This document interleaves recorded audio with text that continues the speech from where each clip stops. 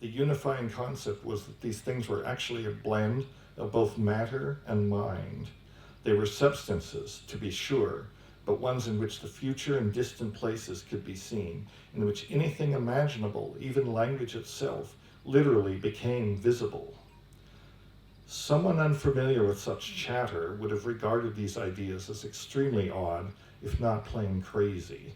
But as I've described, Terence and I were already steeped in an exotic conceptual stew comprising alchemy, Jungian psychology, ceremonial magic, shamanism, yoga, and science fiction. To some degree, this was also true of our companions. Besides, our analytical categories were pretty loose to begin with. We were anything but rigorous reductionists, even if we might have kidded ourselves that we were scientists. So to us, these ideas weren't that strange. Could the body really produce a substance that was a fusion of matter and mind, and that contained metalinguistic idea complexes that could only be comprehended in a state of profound tryptamine intoxication? We had no problem with that. In our state, that concept made perfect sense. And whatever powers the mushrooms may have given us in the service of great conversation, reductionist rigor and skepticism weren't among them. On the contrary, the mushrooms encouraged the wildest intellectual fantasies, as if egging us on to ever more outlandish scenarios. We heatedly discussed the parallels between alchemical fluids and crystals and shamanic phlegm. We also explored the role played by sound in evoking these phenomena. Anyone who has smoked DMT can testify that sounds heard inside the head are a prominent part of the experience. Sometimes the sounds are like ripping cellophane. Sometimes they are more like electrical sounds, buzzing, popping, and humming noises. Not uncommonly, similar sounds are often heard on high doses of mushrooms. As Terence noted, DMT seems to trigger glossolalia and other forms of spontaneous vocalization.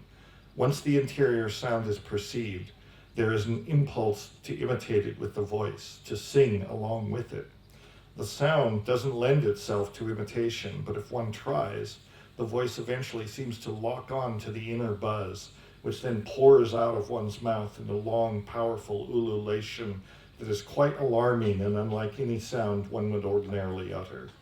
And making the sound is cathartic. It triggers an almost orgasmic ecstasy, and it greatly stimulates the closed eyelids visual phenomena.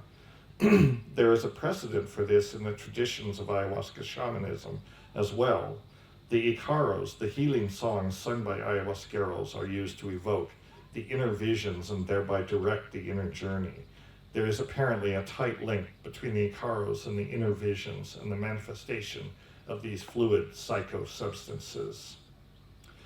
Our conversations revolved around these heady ideas night after night as we communed with our new companion.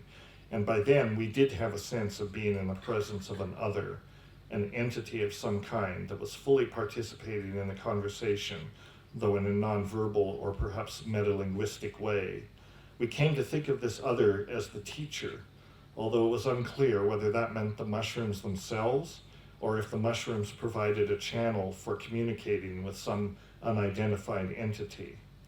Whatever it was, the teacher was full of interesting suggestions about how our investigation should proceed. We began to think pure logos had taken physical form, that is, manifested itself as a substance composed of mind, of language, of meaning itself, yet all somehow grounded in a biological substrate. We used the term translinguistic matter to describe this mysterious substance, and we speculated that somehow it was produced in the peculiar state created by ingesting tryptamines. We figured this matter was psilocybin or DMT that had been, quote, rotated through the fourth dimension so that its trip was on the outside of the molecule,